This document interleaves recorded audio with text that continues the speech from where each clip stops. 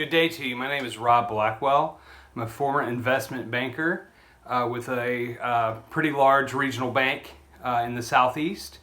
I come to you today to give not only warnings, but also just some hope and maybe some information that you haven't heard. A lot of this stuff may be familiar to you, but I think we need to set it as a foundation for how we are to go forward in perceiving things like money and currency and things like that. So I want to dive in real quick here. Again, welcome to the Take on the World conference. I want to talk to you a little bit today about some definitions. What is money? I think the definition of money is better defined as what it is versus some other stuff, and I'll show you why in just a few minutes. But diving into what it actually is, it's a medium that's being able to be used as an intermediary in exchange. So what that means is it's you trade something for something else, and that's pretty elemental, pretty foundational to most people. But I'm going to put some hard definitions on it. So it's a unit of account, okay? It is able to be numbered and counted. That's pretty evident, right? By the way, all the things I'm listing now for money are also true for currency, so keep that in mind. It's durable. It has a long usable life. So a lot of times if we get,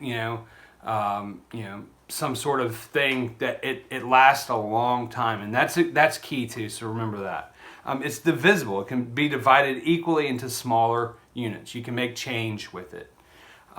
It's portable. You can carry it around. Back in the day, money that was considered very valuable was livestock. You can't really easily carry livestock around, so they had to do something different. It's fungible, okay? And so that's a term that most people don't really know. Fungible means that each unit is capable of mutual substitution, meaning the units are equal in value. So fungibility takes care of a lot of other socioeconomic problems that rise up too. So fungibility takes care of classism to a certain extent. It takes care of racism. It takes care of all these social problems that can be perceived, because your unit of money that we agree on is the same as my unit of money. Therefore, if you're of a different color, race, creed, whatever, your money has the same value as my money. I hope that makes sense. So now that we've gotten that out of the way, again, money and currency share very similar values, and they're very similar mediums, and that can be confusing for a lot of people. So the United States dollar is a measure of currency, not a measure of money, and here's why. The biggest definition that I would put on money, and I usually say this, if someone says one sentence, what is money? I say it retains its purchasing power over long periods of time.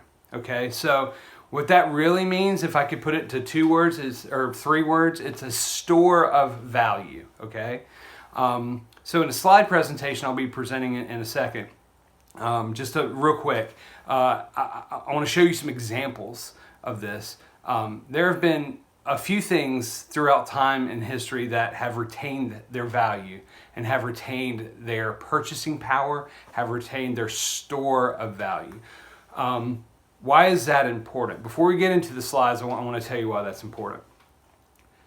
When I work and sweat and toil and labor and I'm away from my family and away from the things I like to do, like making videos and making music and doing all that stuff, it's important to be able to have something to show for that effort. And that's what money does. Money gives you something to show for your effort. And so I want you to take these slides into account, and they're going to talk about the way that money has perceived or has changed its perception basically to currency, and who did that and why. Here you can see a finely tailored set of clothing from an ad from 1913. Notice the price $25 and $35. Next you can see that the price of gold between 1879 and 1932 remained unchanged at $20.67. Here's an ad from Neiman Marcus from August 18th, 2020. If you notice the price, $19.95. That's $1,995. And this is what the price of gold ended at on that same day, $2,000.30. On April 5th, 1933, newly inaugurated President Franklin Delano Roosevelt issued Executive Order number 6102, which forbade the hoarding of gold, hoarding in quotes there. Notice how they always say something negative towards inaction of the public to get them to reverse that action. The hoarding of gold was said to stifle the economy, all this other stuff, due to the Great Depression that had ensued. The Federal Reserve then bought the gold at $20.66. The price was set to $35 a week later by the Fed and was made official by the federal government in 1934, January, to be $35, a price that it would stay at until 1971. On Sunday, August 15th, 1971, the Nixon shock took place to, quote, create a new prosperity without war. Announced on national television, the public at large was widely unaware that the whole way that money was perceived had changed. This is the day that oil took over as the backing for the US dollar. As you can see from the previous slides, the dollar has lost almost all of its purchasing power since 1913. 107 years it took for the dollar to die. This is going to be important in the upcoming months as we see inflation in some areas and deflation in other areas. The last 30 years of pricing history should be an indicator on what is going to deflate and what is going to inflate as far as price goes. Things that are necessities like food, water, shelter, clothing will skyrocket. I believe non-essential items like televisions, cell phones, cars will go into a deflationary period where their prices will substantially decrease.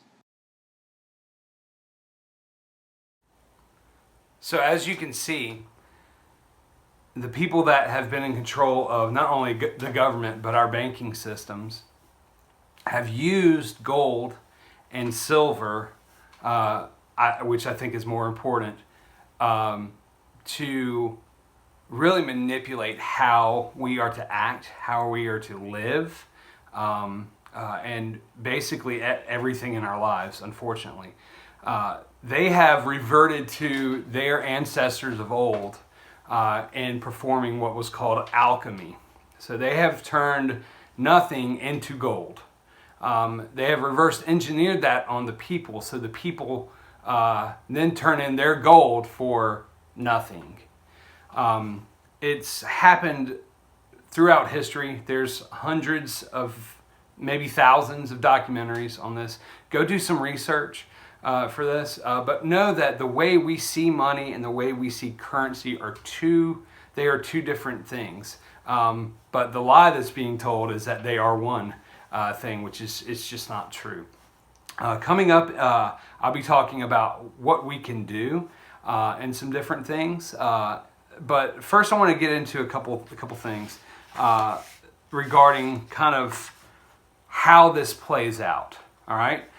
So I have a BBC article from 16 March 2013 that is about Cyprus. It's called Shock in Cyprus as Savers Face a Bailout Levy.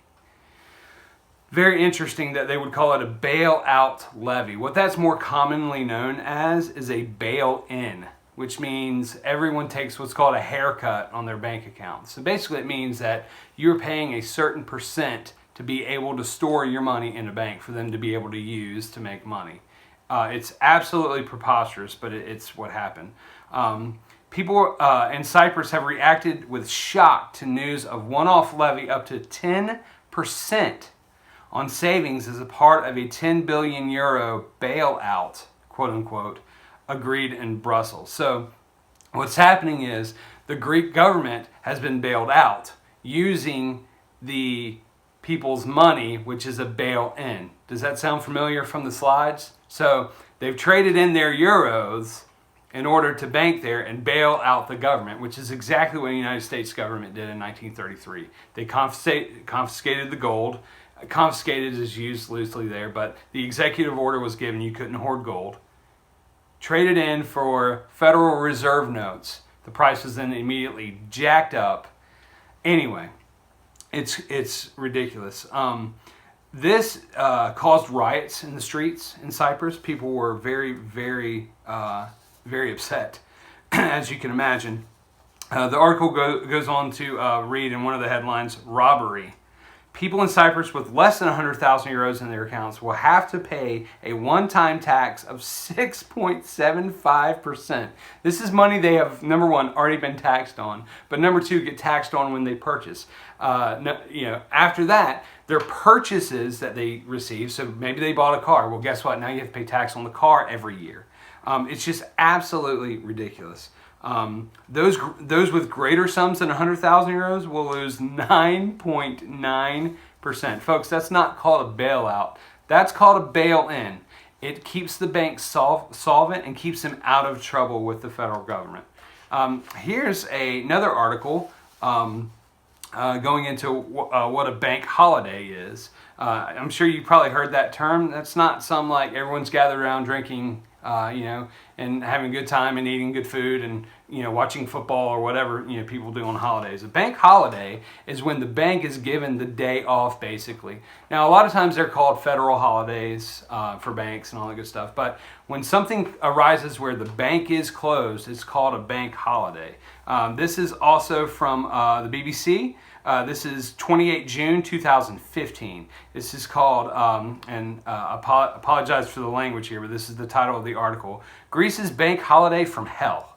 The article states in its first sentence, it was more or less impossible for Greek banks to open on Monday once the European Central Bank announced it was turning off emergency lending to them. So the EU had to lend money to Greece to even operate. And they did the same in Cyprus. And then guess what they expected? They expected that to be put on the backs of the people to pay for it. And so anyway, it goes on to say, because in the absence of any increase in the so-called emergency liquidity assistance, the banks had no way to supply cash to Greek depositors, who have been anxiously withdrawing their savings. Yeah, get it out of the bank. Absolutely. That's crazy. This is what governments do throughout time immemorial. And these are all litmus tests for what is going to happen here eventually.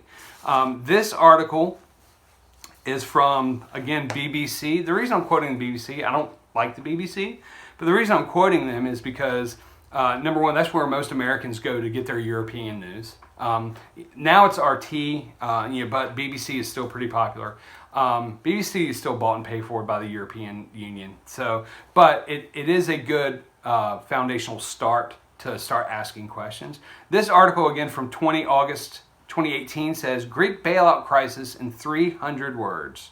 It goes on to state that Greece has emerged from controversial bailout programs that came with years of austerity. Here's a quick guide to why this happened. Okay, it started in 2008, of course.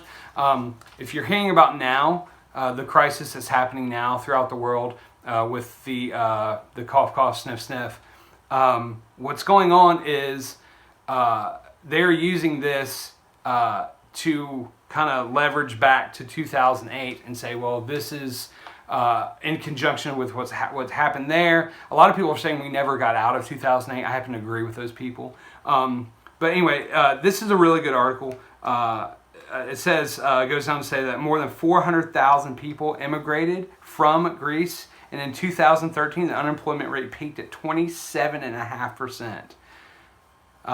That sounds pretty familiar, doesn't it? But for those under 25 years of age, it was 58%. All right. It says, are things better? They say, yes, it's off life support. It's, whatever. But the only reason it's off life support is because the European Union has bailed it out. Folks, this is coming to America. This is coming with great quickness. And in my next kind of run, I'm going to tell you kind of what to look out for. There's certain terms that we can define, again, that we need to look out for. But I'll be talking about some of those in the next run here. So we'll see you in a few. Part 2 is coming up. Stand by for part 2. Please! Ready to take on the world. I'm ready to take on the world. Here comes part 2.